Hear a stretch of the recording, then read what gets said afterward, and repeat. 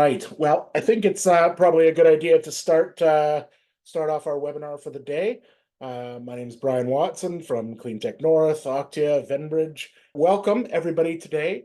We wanted to do a quick State of the Union on the clean economy tax credits before the election finished, to give people a sense of what is where and who's doing what to whom on these tax credits, because there's been a lot since we did our last live webinar. We've done a number of sessions, closed sessions and presentations, but there hasn't been a live webinar on the topic since I believe September, October. So wanted to just update some folks, all you folks, to where things are at and where things are going. So we will get started. Thank you for joining us today. So, as I mentioned, my name is Brian Watson. One of my hats, primary hat, is Venbridge. So one of the things that we do, and I'm actually very, very pleased to say that both of the accounting folk on the call are our partners that have I've worked with on this side. If you are looking for raising capital, to raise capital or help manage cash flow issues between rounds, or maybe you're planning to add a little bit of extra padding because there's these things called tariffs coming in, or sideways, or might come in. This is an option for financing generally SR&ED tax credits. We'll talk about some other tax credits later on, but generally Venbridge, powered by Easily, finances the accrued and accruing SR&ED tax credits. So if that would be helpful to anybody on this call, please do send me a note afterwards. I'd be happy to help you with that. Quick thank you to our sponsors. EDC, we've got Jeff Keats here, who we'll hear from in a moment. We've got Swan Law, Venbridge, and the Open Data Society, as well as the City of Toronto. Quick agenda today, a few opening remarks, and then we're really going to get into the meat of it, doing a deep dive into where we're at with the tax credits. We have a number of well-versed folks in these tax credits that have been spending much too much of their free time and work life delving into the legislation on these. So we'll spend most of the time with the program, and then we'll try to leave a lot of time for Q&A, which, as I say, we've got quite a bit already banked. To kick things off, I wanted to hand it over to our wonderful friend, Jeff Keats at EDC. Jeff? Thanks, Brian. Yeah, and please bear with me for the brief infomercial. To Brian's point, I'm Jeff Keats, the National CleanTech Lead at EDC. Brian wears many hats. I just wear one. This is my day job and night job. So at EDC, we help companies of all shapes and sizes, but we have had a dedicated CleanTech practice since 2012. Last year, we actually were fortunate enough to support 500 Canadian companies under our CleanTech umbrella. Now, we tend to work with companies that are a technology readiness level of 8 or higher. And we do this through a whole bunch of different programming to support these companies grow, scale, mitigate risks. But we don't do it on our own. We do this in conjunction with some fantastic ecosystem partners. Brian is currently representing 3 of those fantastic partners all at once. But we're really seeing this great kind of elbows up Team Canada approach. Now, there you go. Now, part of this Team Canada approach, EDC launched our trade impact program at the start of the tariff situation. This is $5 billion we're expecting to deploy over the next few years if this economic uncertainty continues. This is not new programs. This is our existing programs. This is through our balance sheet, so it's not taxpayer dollars or government dollars, but it's things like accounts receivable insurance to protect your balance sheet, various loan guarantees to free up working capital or access more capital, foreign exchange guarantees to get more hedging facilities. And I can go on. I know people aren't here for that, but all to say is EDC is here to help Canadian companies, CleanTech or otherwise, during this time, as are other fantastic partners like BDC, FCC, Global Affairs Canada. All the Cs are really here to help out. And there's lots of also information on our website. And of course, there's various tools to help Canadian companies right now, but one I'm very excited to learn more about is actually what is happening right now with the investment tax credits, or the ITCs. And I'm no expert here, so I'll pass over to Brian and the experts to walk us through it. Thank you very much, Jeff. And EDC really is a secret weapon for companies, especially in times like this where there's a lot of international upheaval, both in the US, but I mean, markets are changing around the world. So right now, a lot of those guarantees are things that companies might want to avail themselves of just to manage some of the risks. We can't manage all of the risks because we don't even know what's coming down the pipe, but we can at least help manage the risks that we know are there. So definitely reach out to Jeff and his team on the CleanTech side. They've been a real help to a lot of the companies in the CleanTech ecosystem. A quick thank you to our wonderful as they go back, our wonderful accountants that are on the team today. As most of you will probably know, April 30th is tax deadline day. And so to have these wonderful minds join us today, a few days before they fall over and die of tax season, is really, really very much appreciated. So thank you for joining us, Martin and Martha. It's very much appreciated. All right. So today we've got myself, who I've introduced, and then Martin, Jonathan, and Martha, who I might give just a minute to introduce yourselves each. Maybe starting with Martin, joining us today to talk a little bit about the clean economy tax credits, where we're at, where we're going, and kind of what we hope to see out of the next 30, 60, 90 days, and then address a bunch of questions. So Martin, maybe just a couple sentences about yourself. Yeah, absolutely, Brian. Thanks. And thanks for having me. My name is Martin McLaughlin. I'm a partner in our incentives practice at EY. I've been working in this space since 2002, so a long, long time. I focus largely around large capital projects, looking at capital cost allowance, and these clean economy investment tax credits fit really nicely into that space. So really pleased to be here. Thanks a lot, Brian. Absolutely.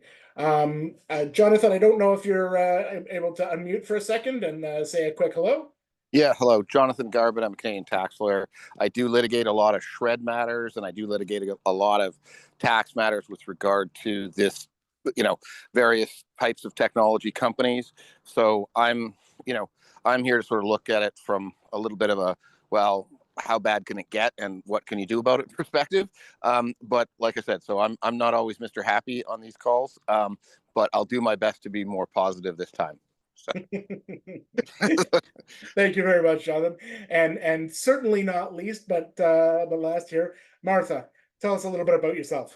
Thank you, Brian. Yeah, great to be here. And I'm really excited for this conversation because, as you know, this is what I do day in, day out. So I lead our clean technology tax credit practice at BDO, but I also specialize generally in non-dilutive funding. So exactly as Jonathan mentioned, the SHRED program, lots of years there and working with Martin. And so I think I'm just maybe a year or two ahead of Martin on that front, but he and I have had the absolute pleasure of working together for over 2 decades, if you can believe that. So great to be here and excited for what's next. Thanks. Back when you can include capital in shred and various. That's right. Yeah. Which may make an appearance again. We don't know. Yeah. Fingers crossed. Yeah, that'll be a later point, and I hope we get there in our talk today. Yeah. Absolutely. So we're going to go into the meat of the session. I've updated a graphic that I think a number of you have seen if you've been on some of our past webinars, as the bars have slowly turned more green than red, which is very nice to see.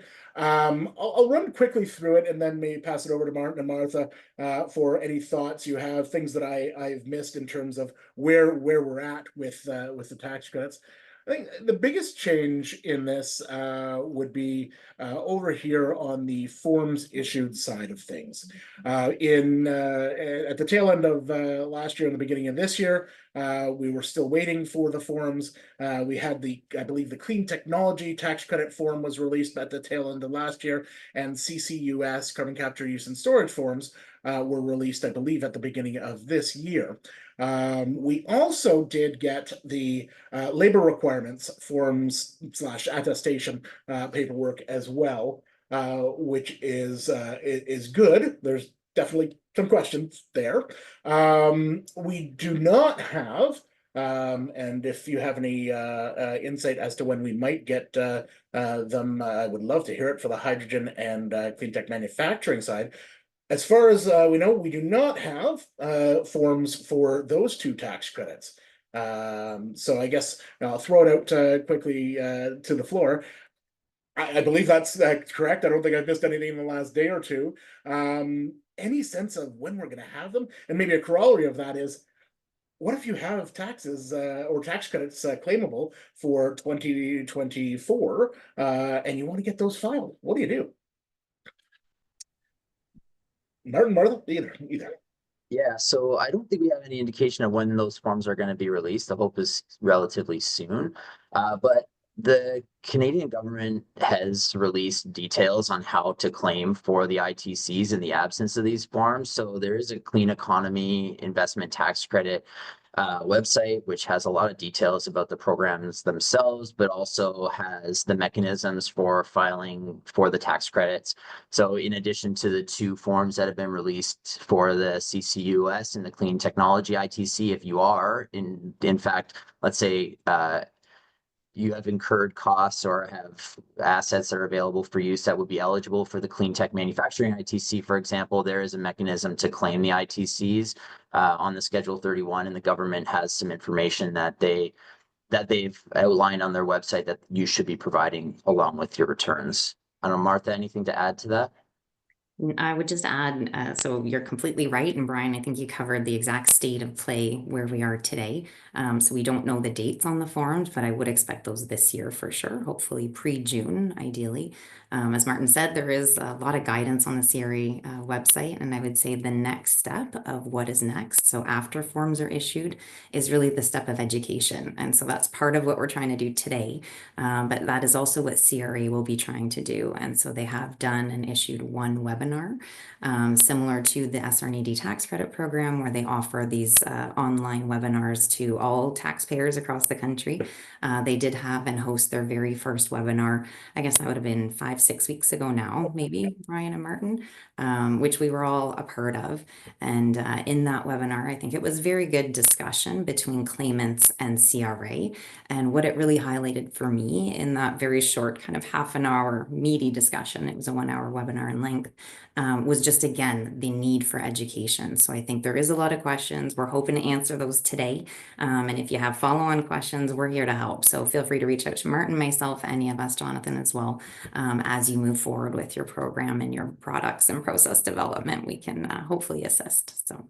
Yeah, absolutely, because documentation and building that process around these tax credits is going to certainly be key. We'll get into some of the process later on. I guess one question that we did get, and I'm going to jump into some of the questions as we go, is are there any issues with the forms that you've seen so far? Any challenges? Anything that you think companies should be aware of that might trip them up if they're trying to file using the forms that are out there?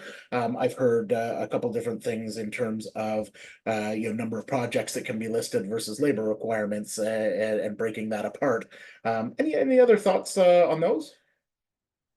Yeah, I think there's one of the things that does seem to be missing on one of the forms is there's an attestation around that's required for the labor requirements, but there are exclusions for certain types of technologies. So, non-road zero emission vehicles, low carbon heating equipment. And so it's a bit of a challenge. There isn't a space where you can say there's no sort of an exclusion checkbox on that. So effectively, then I think they have a solution around, basically you can still file at the full 30% rate for that, but I think that is something that is an omission that was not, I think, one of the things that jumped out at us when we first saw the forms. So you can attest that you meet, you can attest that you don't need to meet it, but there's no language for that. So it's attesting that you do meet the requirements versus saying that a checkbox saying that we don't need to because the assets that we are claiming do not require the labor requirements. Is that correct? Yeah, so I think they've, and I basically they're ultimately with the guidance is that you basically put the full 30% rate for your eligible property. And so effectively I think like you said, there's really no checkbox to say like there's an exclusion or it's an excluded property for the purposes of this ITC.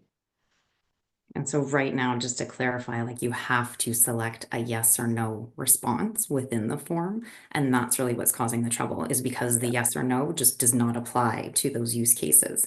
But the form requires you to check something. So are you checking yes, you have met the non-applicable labor requirements, or are you checking no, they don't apply? But unfortunately, I think the answer is you check yes. So just to put it out there, make sure you're checking yes and getting that full 30% rate. Perfect. Yeah.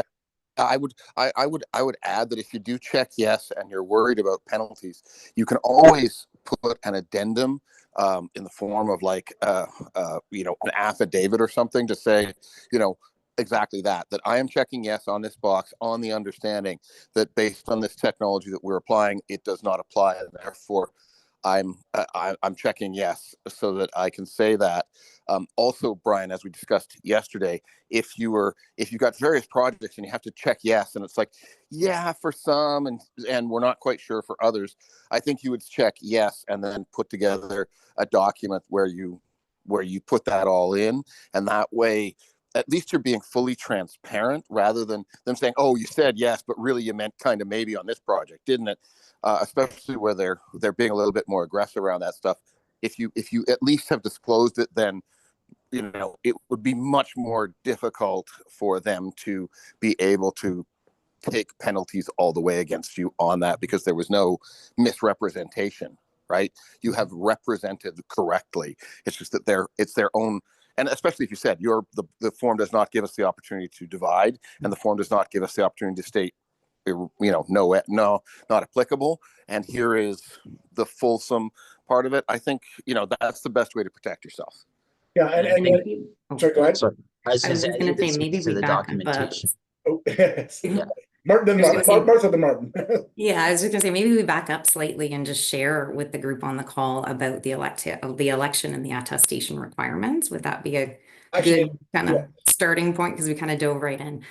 So the form does require, and the projects do require, that you both elect and attest that you are meeting these wage requirements. And so what these wage requirements are is that you are on every job site for every project meeting the Canada Building Trades unionized wage labor rates for that province and for that role level. So it's very, very, very specific. And that you've communicated this. You've told the workers that will be on that job site. You've posted signage. You've given them contact information. So there is actually a lot of rigor that must go around both the implementation of the covered workers requirements during the course of the job itself, as well as then, I think, to Jonathan's point, the documentation of that, so that when you do file these claims, you're ready for CRA to review them. Because as we all know on this call, CRA is auditing, and we'll get to that part as well in the discussion. But it's a good and best practice just to document that at the time of the job. And so what you are electing to is that you are electing to meet the regular rate. You're electing to get the 30% credit and not the reduced 20% rate. So that's the first thing that you must elect. And then you are attesting that in order to get that election, you're meeting those wage rates. And so that's very, very important, because those are then signed off, submitted as a tax documentation, and therefore they do carry a lot of weight, meaning there are adjusting interest penalties. There's GAR that we would have to watch out for if you're doing this with intent to deceive the authorities. There's actually quite a lot of issues that can arise if we do this incorrectly. So I will pass it back to the group, but we're definitely into the nitty-gritty now of the filing process. Yeah, absolutely. And I think, it is one, we may actually do possibly a webinar just on the labor requirements, because there is a lot of nuance in how you maximize these tax credits. And as of now, they very much is a binary. I'm attesting or I'm not. So if anything within that project does not, one person who's there for 10 hours isn't meeting those wage rates, and it, you're still attesting to it. So you got to be very, very careful. And I do like your suggestion, Jonathan, around the supplementary documentation. Martin, you had one note as well? Yeah, I think that Jonathan's point around the documentation is going to be really key, because I think we know that with the refundability of all these tax credits and some of the rigors around, as Martha said, around the labor conditions themselves, that CRA is going to come in and look at these claims quite closely. So to the extent that there's, when you're preparing that documentation, whether it gets submitted or not for CRA, having it on hand when they do come in is going to be absolutely critical, to ensure that, going back to some of the commentary around like gross negligence and things like that, making sure that you're making those reasonable efforts to get the wage rates right or the apprenticeship requirements right. And that's for both the labor conditions as well as the equipment that you're claiming. And even the signage right, so that people know and have declared that they've seen a sign saying they have to be paid at the prevailing wage. Exactly. Yeah. So I want to move on to the legislative amendments and sort of where we're at with some of the other bits. But there are two little tax credits dangling on the bottom here that have no green bars beside them. Maybe just a quick summary of where those are at. The clean electricity tax credit, maybe the EV supply chain ITC. Where do you see those right now? So maybe I can start, and then Martin or others, you can jump in as well. So just to give history, so all 6 of these credits were actually announced in the 2023 budget. Only 4 were actually passed through legislation. So that's what you're seeing on this screen here is through the draft legislation and proposal phases. The other 2, as you can see, we do have draft legislation for the clean electricity credit, and then the EV supply chain credit. Right now, that is in consultation phase. So CRA and Ministry of Finance just recently released a consultation request for feedback on what that program could, should, or would look like. And so I would just highlight again a couple of things there.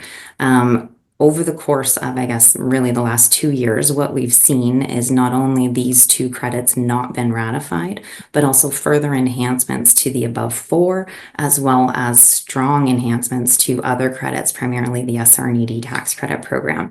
And so those were announced in the 23 and the 24 fall economic statements, which came very late into January of just this year. And so that's where we're kind of at. And so what we're seeing is, and I'm going to highlight that little yellow box in the center there, we're seeing a lot of hanging things. And so these credits were announced 2 years ago. We've been trying to get them going now, obviously with forms just being released in December. But what we're seeing is that some of the stuff is so outdated. And so as a result, the technologies that are eligible under this program are in relation to guidance dating back to 2019. And so that would be another crux of what we need to get fixed and changed going forward. So we'd love to see these 2 additional credits come into play, but we'd love to see what they've also announced come into play. And then I think update what we need so that these credits are more taken up by businesses across the country. So that would be what I would share. But Martin, I don't know if you have thoughts as well. That's exactly right, Martha. And I would say, maybe to add to this, is that one of the things about these credits is that there is sort of an interaction between a lot of them. So if you think about the clean electricity and the clean technology ITC and the types of taxpayers that are eligible for both of those tax credits, non-taxable entities could qualify for the clean electricity ITC, whereas the clean technology is geared towards taxable entities. The reason that's important is because I think when you look at the types of projects that are going in across the country, whether it's a solar farm or whether it's a wind farm, and you have both taxable and non-taxable entities in there, really who can claim the ITCs is really important. Some of the draft legislative proposals do allow for sort of sharing of the credit if there's a partnership with a non-taxable entity and a taxable entity, that one could pick up the clean electricity ITC, another could pick up the clean technology ITC. So all this to say that, to have them all passed is really important. And another example is the electric vehicle supply chain. It's intimately interconnected with the clean technology manufacturing ITC. So I think getting them all passed and having all the guidance available will be really helpful for, companies to take advantage of all of the programs and credits that are out there. Absolutely. And one last note on the EV supply chain ITC that is in consultation right now. If there are folks on this webinar or watching this webinar on the recording that are part of that supply chain and or are missing major parts of that supply chain given tariffs recently, please let us know between the Ontario CleanTech Industry Association, Canada CleanTech Alliance, and even the CPA Canada Working Group on the clean economy tax credits. There are a number of entities working to help educate and provide feedback to the government on what needs to be done, both generally for these tax credits, but also in light of the tariffs the tariff chaos that's currently happening. So if you are touched by that supply chain, and really the supply chain on any of these, please do let us know if you're having troubles. There's definitely conversations going on in the background to help alleviate those, but we need to know where the problems are. And we don't necessarily know that. Companies are often better positioned to know that because they are in the weeds. What I want to get to the next step in the agenda, which is looking at the legislative amendments. We started talking about the unlegislated tax credits, but there's a number of holes that were being plugged or in the process of being plugged in some of these tax credits that didn't quite get to the finish line. So we want to just talk a little bit about those. There's a number that we have identified that were in, I don't remember the bill name, but that were being worked through the system. One was with respect to the manufacturing tax credit as it pertains to the mining sector. Martha or Martin, either one of you want to tackle the polymetallic or the side of things? Sure, I can take that one, Brian. So initially in the legislation that was initially released, there is a requirement that sort of the extraction, processing, recycling of minerals required an all or substantially all test. So the equipment needed to be used all or substantially all for extraction, processing, or recycling of one of the 6 critical minerals. So lithium, cobalt, nickel, copper, graphite, or rare earth. There is a lot of understanding that, getting 90% copper, often, in a copper deposit, you would end up with things like gold or other, materials that would be there as well. So one of the proposals was to change certain conditions, so not everything, but effectively where you are extracting at a mine site that has polymetallic mining operations. The test itself under certain conditions could be a primary test. So for those who are on the call, from tax speak, all or substantially all effectively means 90% or more, primarily means 50% or more.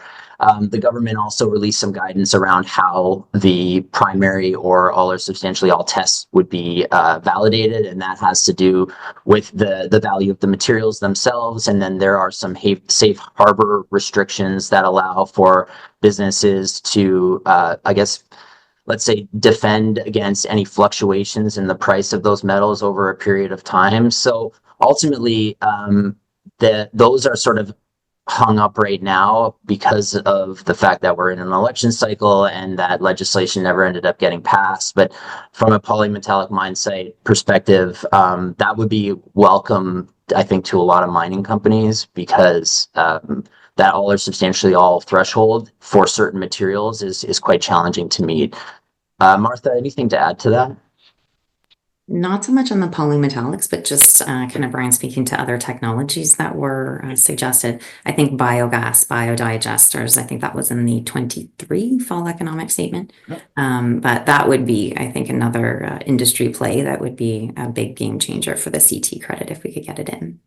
Yeah, so that I believe that is that in the proposed legislation? I believe it is. I think so. It is, yeah. So yeah. Yeah. No, Yeah. it's interesting. Jonathan?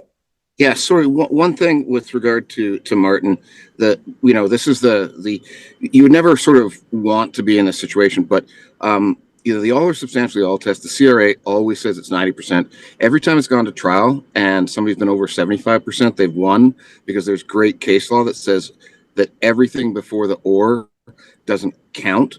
So substantially all in the case law means 75, and so you would never do that if you had to, because you don't want to get yourself, you'd be walking into a fight with the CRA if you walked in with 80%.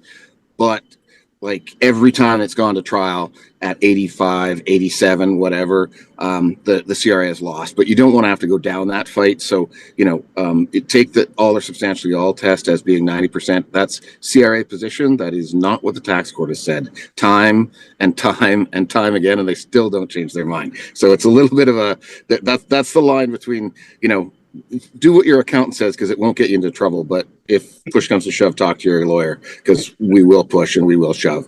So, and this is why we usually have at least one of each on these, because it is a different process.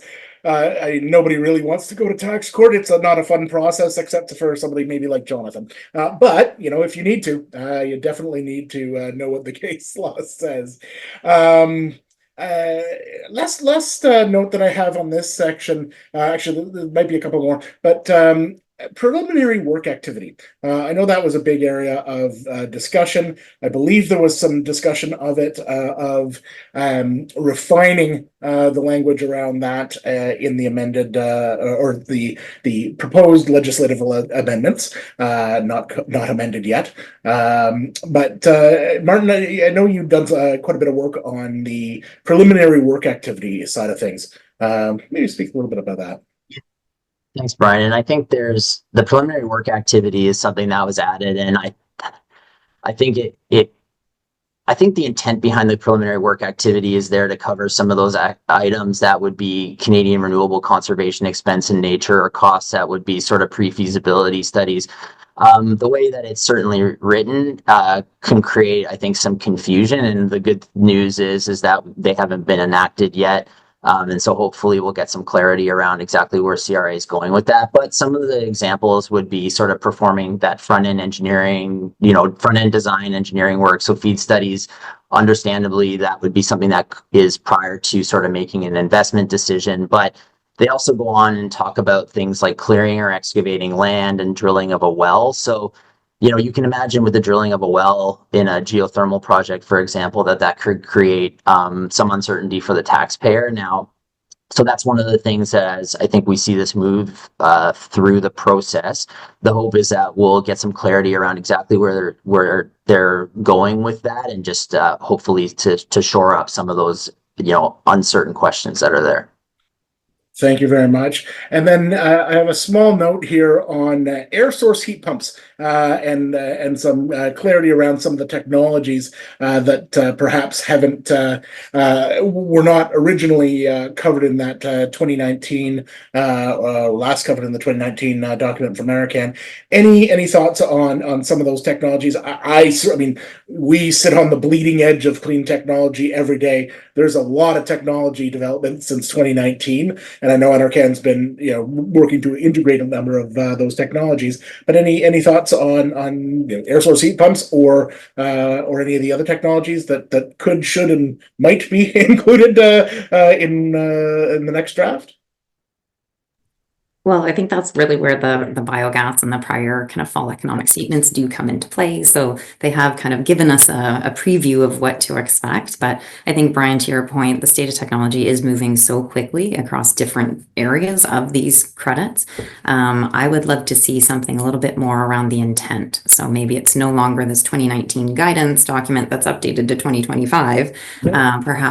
Perhaps it's more around the technology capacity and intent of the technology. So we'll see. I don't know if that will come or not, but ideally they, I think, are learning a lot as we go through. So I think we have to remember this is a brand new series of tax credits. So as we're learning and implementing them within the claiming process, CRA is going to be learning and implementing their updates and amendments through the audit process.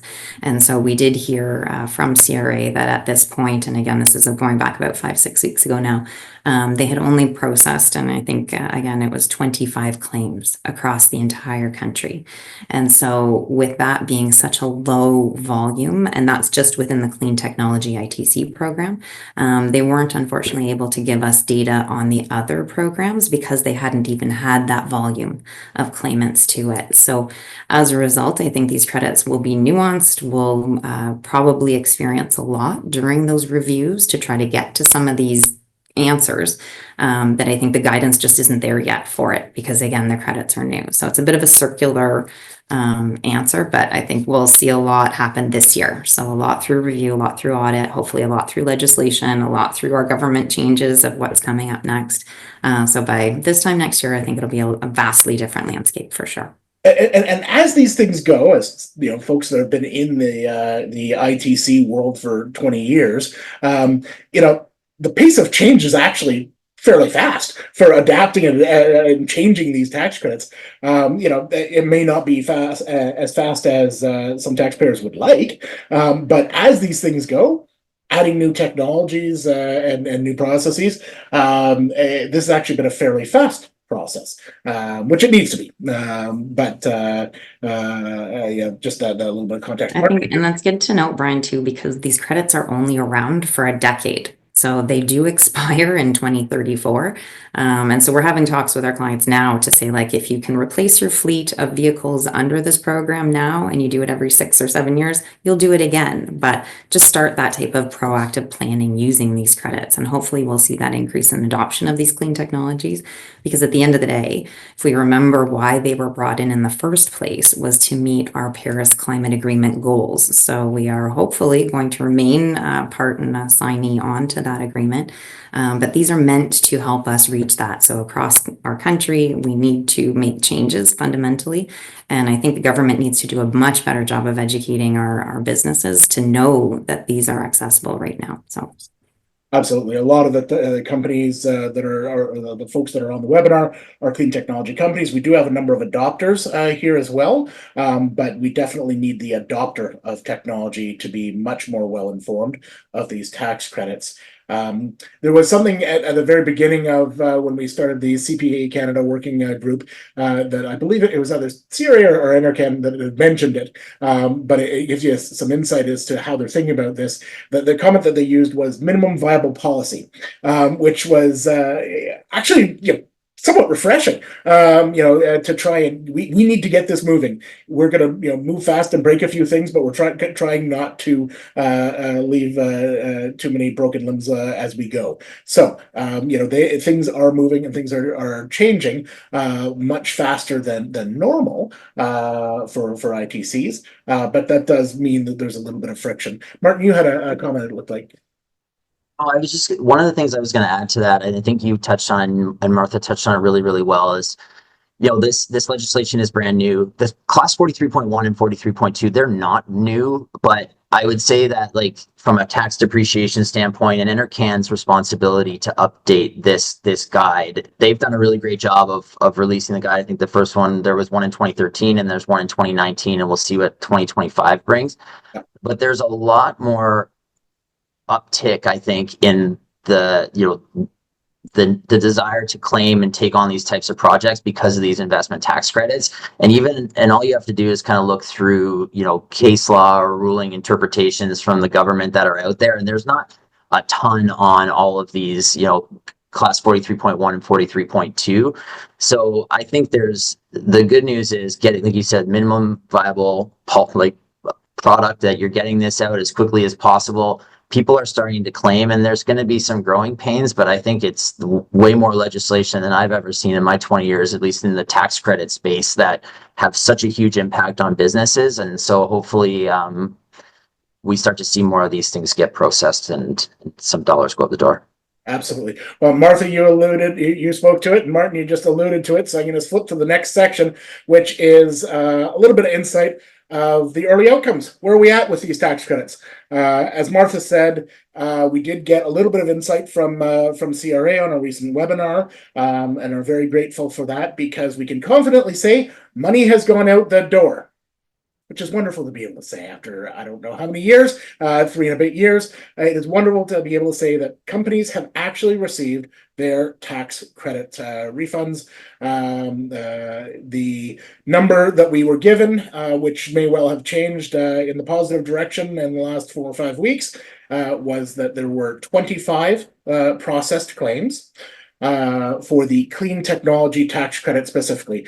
They wouldn't confirm or deny whether there were any in CCUS, though I have heard of one. This is not CRA saying it. I've heard of one anecdotally. They wouldn't confirm or deny anything's gone out for hydrogen or clean tech manufacturing, but there was enough to obfuscate the taxpayer, not reveal who it is, at 25 and say that there were 25 companies that had gotten their clean economy tax credits, clean technology tax credits. A couple other quick data points that were given were that the likelihood of audit is high. I believe the number was 100% at this point. Couple of reasons for that potentially and somewhat confirmed on the webinar are it's the SHRED directorate that's managing this program, the Clean Economy Tax Credits. A lot of those folks that are in the SHRED directorate are being trained to review these. What's the best way to train somebody? Live experience. So at this point, folks are learning. The likelihood of audit is very high, and the average days in audit that was provided was 100. So there's variance for the individual claim, but as these things go, it's not surprising that there's a high audit level at this point. We'll hopefully see that go down in terms of the percentage of audit versus submission, similar to SHRED. And the days in audit, I would say, Martha Martin, 100 days in audit's fairly standard for SHRED, I would say. Yeah, not bad at all, because they have to essentially receive the claim. So when the claim goes into CRA, it will then get transferred over to the credits and incentives team. It goes through an electronic desk screening process effectively, and then it will get kicked out to a reviewer. That reviewer would then have to review the claim, get in touch with you. And just to let you know, they do give you a phone call. So do answer the phone. Yes. It actually is and could be CRA. So just take their contact information, obviously. So they are calling people and then they are doing the reviews typically by teams. If the projects are large enough, they would come out on site, obviously, to verify the physical structures and things like that. But yeah, 3.5 month kind of turnaround isn't too bad for that whole process, start to finish, to get your notice of assessment issued, which is where you would receive the credits. So. Yeah, it really does mean, though, if we're looking at 100% audit right now, if you are submitting something, please work with somebody like Martha or Martin to get your ducks in a row, because you're probably going to need them very much in a row to get through that process with any sort of speed. A few other statistics that we're hoping to get sometime soon. Of course, we'd like to see those numbers go up rapidly in terms of the dollars out. We would love to know how many dollars have actually gone out for each of the programs. But we'd also like to see the variance of submission versus what was awarded for those tax credits. We don't have any insight on that at this point. But that number tends to be a good indicator of how well people understand the program. Are they submitting properly? Are they documenting things properly? And things like that. So I'm hoping that we will start to get a bit of a trickle feed of that information and can share that. Obviously, we're in government caretaker mode right now, but because we have an election coming up on Monday. So really, there's not much that most agencies can say about anything really during this caretaker process while the government is in flux. But I'm hoping that we'll start to see some more information come out fairly soon after. We want to get to some more of the Q&A. There was one last question in terms of the election, and we don't want to get into any individual platforms or debating colors or policies or parties. But I would ask maybe well, two things. One, I will point out that both leading parties have indicated support for the clean economy tax credits. which certainly we consider a win. I guess so that's the good. I guess the bad is, we talked about some of the legislative process, the proroguing, where that left some of the dangling legislation. Maybe between Martin and Martha and maybe Jonathan, if you'd like to chime in, a little bit on the legislative process and what you'd like to see in the next 30, 60, 90 days post-election, when things really will probably start heating up again. For sure. I will guess I'll head out first for this one. So I think what I would love to see is a lot of what's already been announced ratified. So I think under either party, just exactly as you mentioned, Brian, they do have massive support for these credits, as well as expansion that they've discussed already within both of their platforms. So the question I previously would get about a week ago before the platforms were released is, will these credits still remain? And I would suggest not only would they remain, but further funding, whether it's through these credit mechanisms or other grants, non-dilutive loans, other funding, will come out, obviously, with the state of our current economic and global environment. So I would imagine that we'd see those bottom two eventually rolled out, ratified, and then forms come out for the other two, hopefully within that 30, 60, 90-day period. I think they have a lot to do, though, to get the legislation for the bottom two kind of finished and ready for the ratifications to the top four. I think those would be a little simpler. So ideally, we focus on the top four, we clean those up. 60 days later, maybe we get the forms out, and then maybe it's 90 days we focus on the bottom two for this program. But that would be ideal.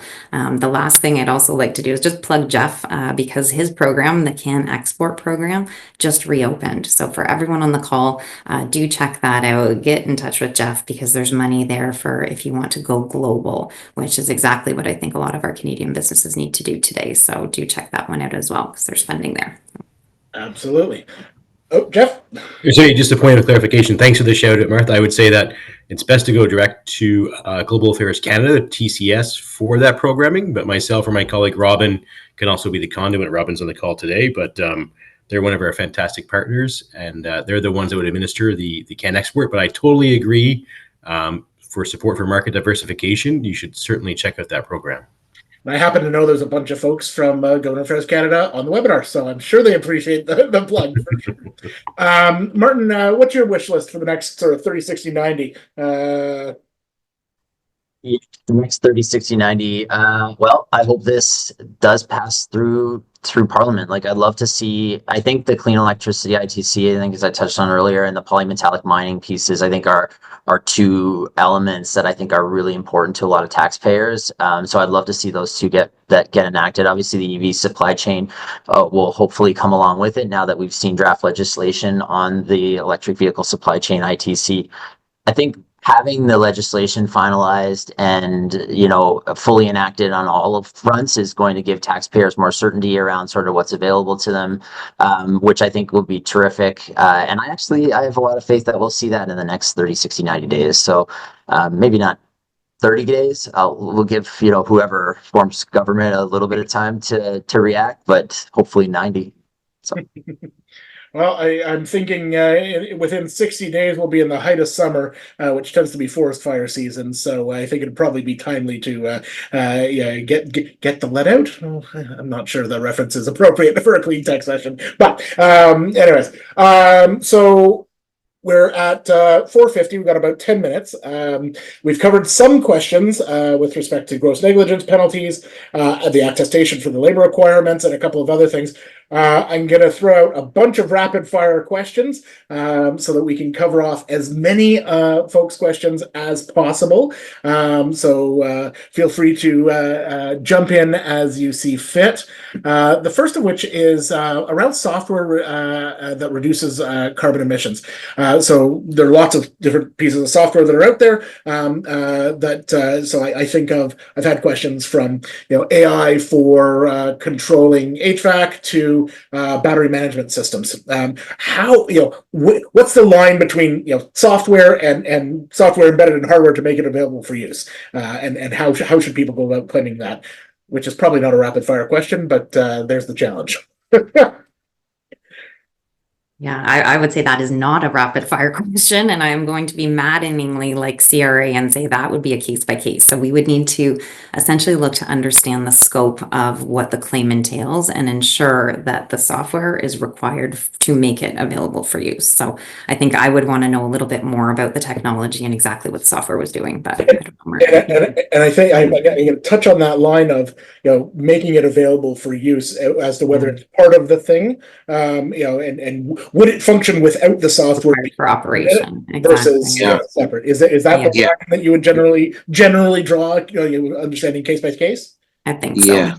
Yeah. I would use the term necessary and ancillary is sort of the case law word that without this it does not do its thing, and it is completely supportive, and so if that would be what I would be looking for if anybody asked me, does this fall within something that I'd be willing to fight over, and the answer is that those are the magic words: necessary and ancillary. And again, people get mad at us because we use the shred program as our baseline for making these decisions, but that is really the language that you need to get to win a shred case. So I would hope that's the only analogy that I can draw, really, is we have to, that's what we're looking for inside a shred, is things that are necessary and ancillary. So, but that's, like I said, we have to build on what we already know works, and that would be what I'd be looking for in terms of language.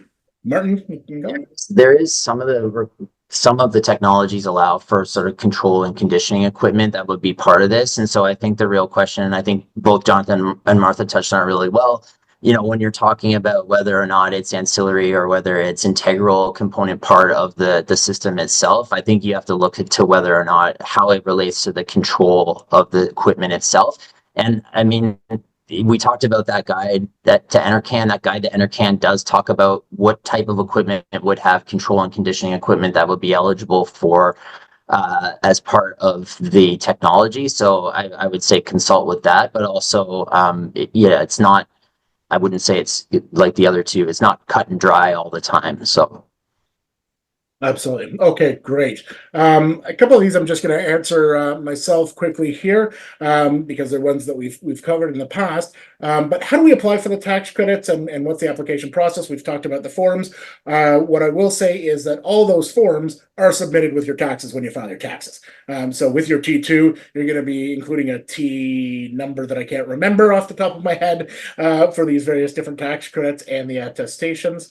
The deadline is really your tax, when your taxes are due, or 18 months after that year end, at the very maximum, which would be the 6 months to file your taxes plus the 1 year for the amendment.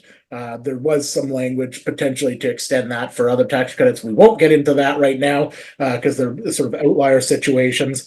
I think that's it for those. There was another question around, and we haven't quite talked about biomass heat. We've talked about biomass for other purposes. I don't actually remember whether using biomass for heat generation was one of the eligible uses for the biomass that was the amendment. Now, Martin, you're nodding your head, so I'm going to talk to you. It covers both. It covers heat or electricity or a combination of the two. So there's one for the waste biomass as part of the clean electricity and the clean technology ITCs. So that looks at the same legislation, but it generates heat or electricity or a combination. So. Right. And again, this is in draft legislation. This has not been passed. This would be on Martin and Martha's 30 to 60 day wish list. And I would even add that legislation is relatively complex, and so it's not, there's going back to all or substantially all requirements, like the types of materials that you're using. There's a whole slew of things that would go into the waste biomass. So I would say that it is complex legislation. Yeah, absolutely.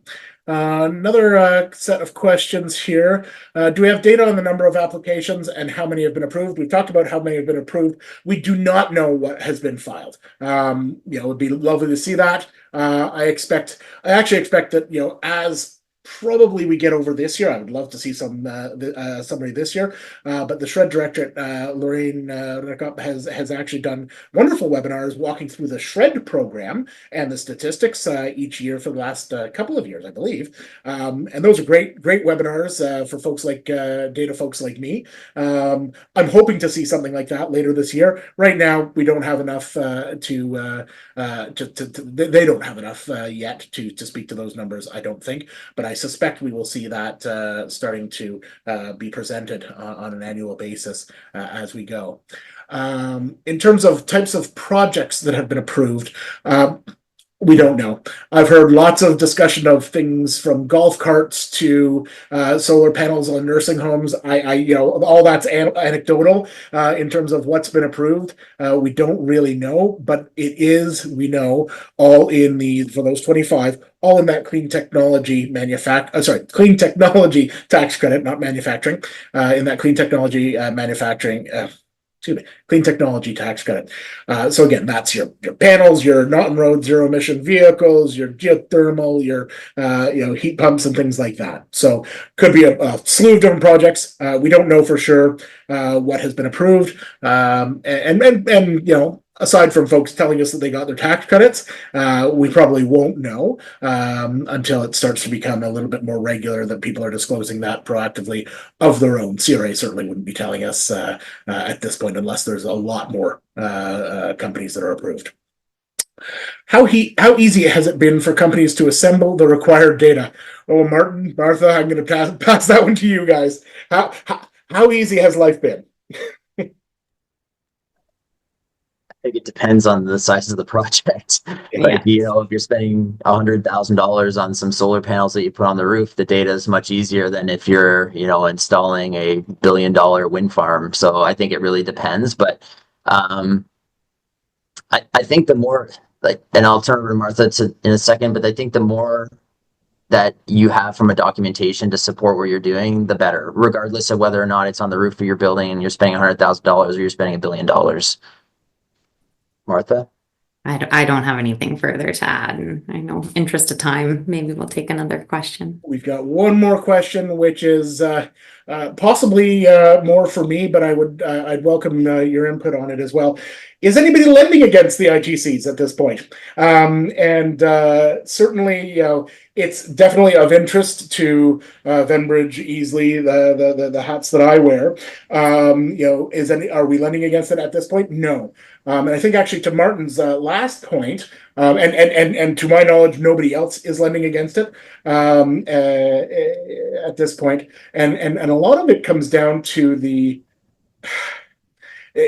assurance side of things.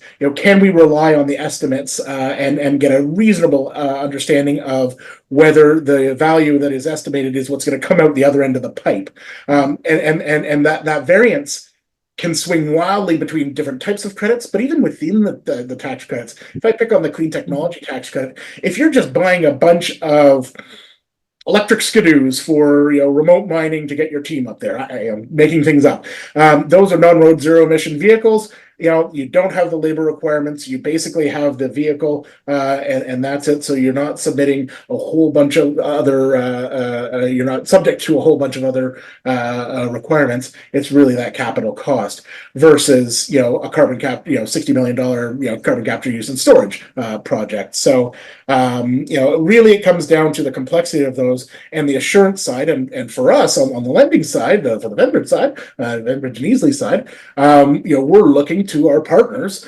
EY, BDO, Martha, and Martin, to provide a little bit of assurance as to what these things are actually going to be worth. Martin, Martha, anything else that in terms of, because I'm sure you've been asked, can I go to Brian and take your numbers and get him to finance this? Any thoughts on that? Yeah, so I have been asked that specifically for a couple of my clients' projects where they are accessing lenders to lend against both the project as well as the credits. And so with that, obviously there's massive caveats because exactly as you've mentioned, we can't provide assurance that these things will be accepted. Everything is subject to CRE review, and we do know, obviously, we just discussed, everything is being audited. So I would say right now, the type of assurance that we provide would just be summarizing the claim as filed to say, this is what has been filed, this is the legislation, and we believe that it has met that, but we're not stating and hanging our hat saying it will and in any way. So no assurance, unfortunately, at this stage at all. Now, I do see there's like 9 other questions that I have on my screen. So I don't know if we wanted to run through those by chance, but Absolutely. I'll just grab the bottom one and start from the bottom up maybe. But for Lorenzo, so for 30% on the ITC, yes. And for Save on Energy, yes. So I think that got back to what Martin might have mentioned earlier. You can claim multiple programs, meaning you can claim the Save on Energy grant. And you're exactly right. You would reduce your pool of clean tech expenditures by any grants, non-dilutive funding that you've received. And then it's 30% on the remaining value that's left after that, so that you're not double dipping on any portions of expenses. So that's that one. But I don't know, do you guys see those now? I do, yes. Thank you very, very much, Martha. We are over time, but I would like to take a few more of these. Let me just very quickly pop into these. The top is wastewater, and noting that it is not eligible. Any news as to whether this might qualify in the future? On my side, and Martha certainly chime in. I have had conversations on this. I've had conversations regarding green chemistry and a whole slew of other things in the environmental, clean, and sustainability world that don't fit the lens right now of these tax credits. As at now, there's interest, but certainly there's been no draft legislation announcements. So that's an area of widening the aperture of what's an allowable, an allowable clean technology property or an allowable project type or a new tax credit. I think the response that I've gotten mostly so far is we need to get the 6 that have been announced out and rolling first, but it is certainly something that we've been we on the Octia Canada Clean Tech Alliance side have been vocal about. How do you ensure the labor requirements are being met if hiring third party to install clean energy equipment? I would say this goes to the reps and warranties of your contract with them. You'd be certifying that you had signed a contract with a certified entity or a qualified entity that has made reps and warranties that they will do so, and then you would probably want to still do take the photos of the pictures and do all of your own due diligence on actually what's there and develop your own file. But you would definitely want to work those requirements into a schedule of reps and warranties into that contract. And if it's not there, then I think you would have to think really long and hard about whether or not you wanted that particular third party. That would be how I would contract that, to make sure that you got it, and then still do your own due diligence and follow up and photo and develop your own file. Otherwise, you're just asking for trouble.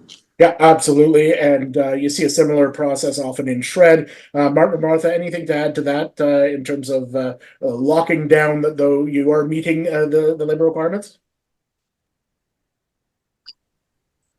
I think the due diligence aspect is important. To the extent that you can do that due diligence, you should do that due diligence. Yeah. And attach it as an addendum to the schedules per Jonathan.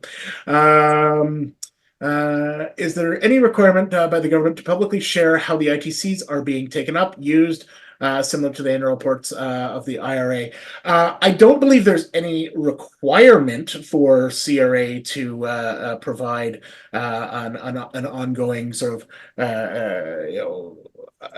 data points on what's being funded. Martin, Martha, either of you know of anything like that? I mean, they do when in Shred they have often proactively disclosed it. But Yeah, I was just going to say in the R&D tax credit program, which obviously has been around for decades, they do publish those results around their targets. So they ideally are processing claims within 120 days for if it's a current claim, 240 if it's taxpayer requests. So I would hope they will maybe get there one day with this program, but I just don't think we have enough volume yet for them to even have targets. So I think they did actually address that on the webinar to say we are not having any program requirements or expectations around processing at this time. So. Yeah. And then Deborah, last question here is what's the rationale for using for not using a blanket tax credit versus all these separate tax credits? I don't think I'm going to project into the minds of the folks that have designed this. Certainly, there's different ways that I think we could optimize it, and working within that structure is what we're doing now. But no, I'm not going to pontificate on that one because it was a decision made a while back. And the last question to Lorenzo here, will the recording be shared? And the answer is yes. I will send that out probably early next week, if not on the weekend. And with that, I think we're over time by about 5 minutes. I want to thank all of our speakers here today. Martin, Martha, Jonathan, thank you for joining us. Jeff, thank you for welcoming us and always being such a great support to the CleanTech ecosystem. And stay tuned. Get out and vote on Monday. And, once the dust settles on that, we will certainly be updating whenever we know that there's an update to provide you. So again, thank you for joining us, and I look forward to seeing you all soon. Thank you very much. Bye-bye.